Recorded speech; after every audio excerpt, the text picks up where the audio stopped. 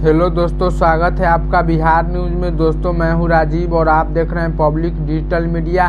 दोस्तों आज हो चुका है 7 फरवरी 2024। बिहार की टॉप न्यूज़ लेकर आए हैं आपके लिए। इससे पहले आप लोग मेरे चैनल पे नए हैं तो मेरे चैनल को सब्सक्राइब कर लीजिएगा। तो चलिए स्टार्ट करते हैं आज के मुख्य समाचार। बड़ी खबर फटाफट न्यूज़। जदयू सांसद ललन सिंह ने विधायकों को बिहार से हैदराबाद भेजे जाने को लेकर कांग्रेस पर हमला बोल दिया है। उन्होंने कहा कि कांग्रेस ने विधायकों को बिहार से बाहर भेज दिया क्योंकि उन्हें उन पर भरोसा नहीं है। उन्होंने कहा कि ये जोड़ तोड़ की राजनीति बिहार में नहीं होती है। उन्हें अपने ही विधायकों पर भरोसा नहीं है तो वे देश की जनता पर भरोसा कैसे जीतेंगे।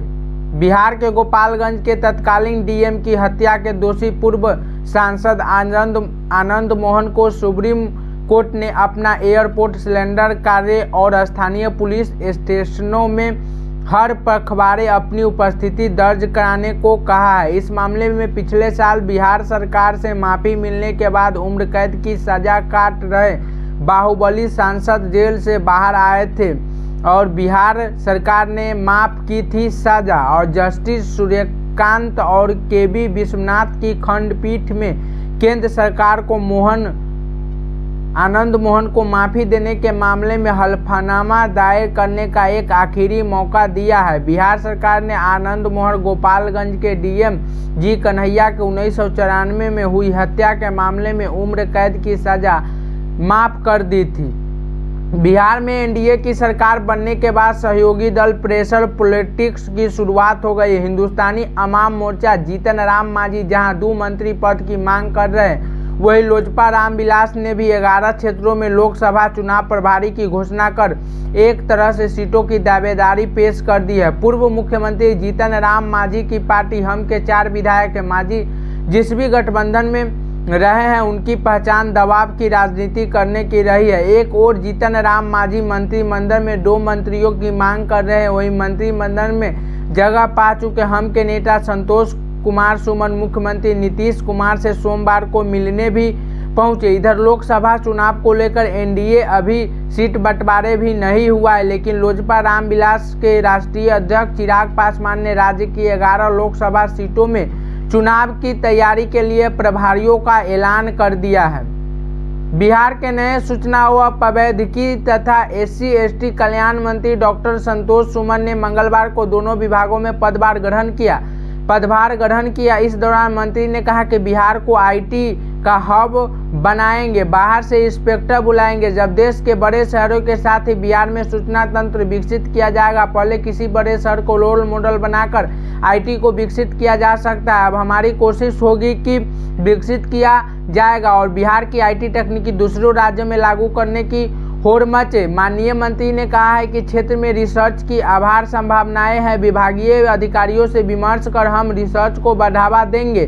बिहार में बड़े पैमाने पर IITN और इंजीनियरिंग सेक्टर से युवा निकलते हैं। इनकी क्षमता का बिहार में ही इस्तेमाल का उच्च तकनीक में रिसर्च और रोजगार को बढ़ावा दिया जाएगा। माननीय मंत्री ने यह भी कहा है कि SC/ST कल्याण मंत्रालय में पहले भी मैं देख चुका हूं, दलितों और आदिवासियों में न्याय बड़ा सवाल होता है। हम कोशिश करेंगे कि न्याय के साथ SC/ST वर्ग का विकास हो।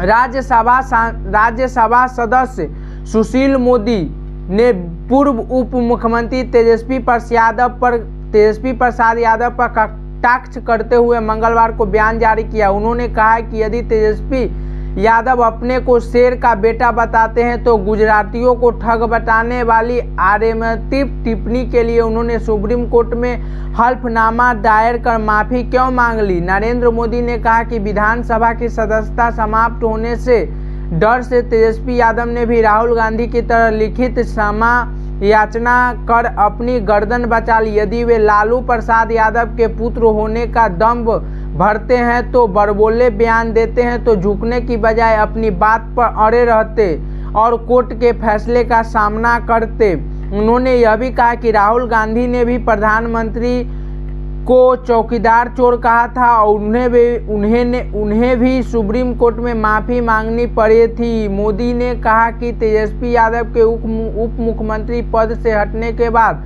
15 देश रत्न मार्ग वाला सरकारी बंगला खाली न करने पर उन्हें सुप्रीम कोर्ट भी फटकार सुननी पड़ी थी और 50,000 रुपये का जुर्माना भी भरना पड़ा था।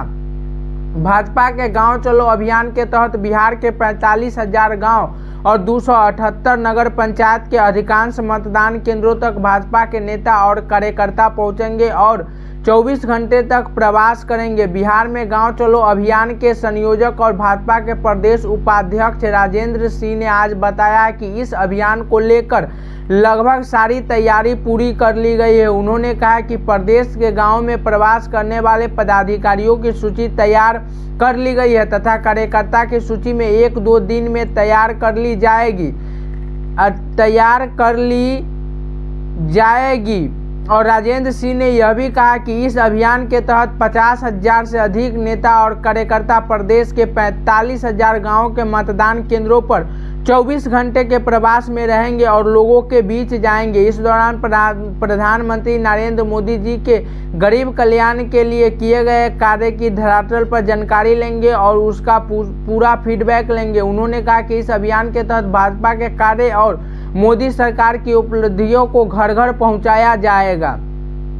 बिहार में एक बार फिर जमीन विवाद में गोली चली है। मधुबनी जिले के फुलपरास थाना क्षेत्र के मंगलवार को जमीन विवाद में 2 पक्षों में बीच जमकर गोलियां चली। इस घटना में एक महिला समेत 2 लोगों की गोली लगने से मौके पर ही मौत हो गई, जबकि 3 लोग अन्य घायल हो गए जिन्हें अस्पताल में भर्ती कराया गया। पुलिस के मुताबिक मधुबनी जिले के सुदई गांव में मंगलवार के 2 पक्षों के बीच जमीन को लेकर विवाद शुरू हुआ। विवाद को देखते ही खूनी खेल में बदल गया। इस दौरान एक पक्ष की ओर से जमकर गोलीबारी की गई। इस गोलीबारी में 5 लोगों को गोली मार दी गई, जिससे 2 लोगों की घटनास्थल पर मौत हो गई और जबकि 3 अन्य लोग घायल हो गए।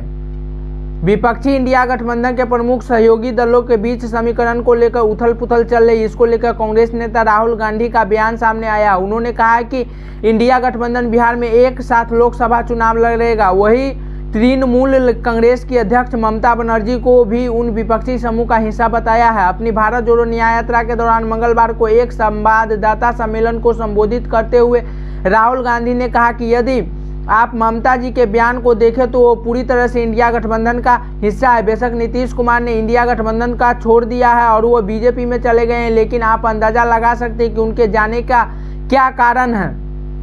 सिल्लीगुड़ी 100 फरवरी को बागडोगरा के बिहार मोड़ में मंगलवार शाम बस की चपेट में आने से एक बाइक चालक की मौत हो गई। घटना के बाद इलाके में तनाव फैल गया। खबर लिखे जाने तक मृतक की शिनाख्त नहीं हो पाई। स्थानीय लोगों ने बताया कि बिहार मोड़ में अचानक खोरीबारी पानी टंकी की यात्रा बस ने बाइक चालक से टक्कर मार दी, जिसे बाइक चालक सड़क पर गिर गया और उसकी मौत हो गई। वही टक्कर के बाद मौके से तेजी से निकल गई। इस घटना की सूचना पाकर बागडोगरा थाना की पुलिस मौके पर पहुंची और शव को बरामद किया। पुलिस बस की तलाश में जुट गई है। बिहार के मुख्यमंत्री नीतीश कुमार के बेहद करीबी विजय चौधरी ने शिक्षा मंत्री पद का प्रभार ग्रहण कर लिया है। मंगलवार को विजय चौधरी ने अपने दफ्तर में पहुंचे, जहां शिक्षा विभाग के शीर्ष अधिकारियों ने उनका स्वागत किया। इस दौरान शिक्षा विभाग के अपर मुख्य सचिव के पाठक ने शिक्षा मंत्री विजय कुमार चौधरी का स्वागत किया। अपर मुख्य सचिव के पाठक के साथ उच्च शिक्षा विभाग की निर्देशक प्रो रेखा कुमारी सतीश चंद्र झा ने मुलाकात की। आपको बता दें कि विजय चौधरी इससे पहले साल 2020 में भी एनडीए की सरकार के दौरान शिक्षा मंत्री बने थे। हालांकि अगस्त 2022 में महागठबंधन की सरकार बनने के बाद वो प्रोफेसर चंद्रशेखर यादव को शिक्षा मंत्री बनाया गया। शिक्षा मंत्री रहते प्रोफेसर चंद्रशेखर का अपर मुख्य सचिव के पाठक से खूब विवाद हुआ था। और आपका क्या राय है आप लोग हमें कमेंट बॉक्स में बता सकते हैं। और चैनल पे नए आए हैं तो चैनल को सब्सक्राइब कर लीजिएगा। वीडियो देखने के लिए धन्यवाद। जय हिंद, जय भारत।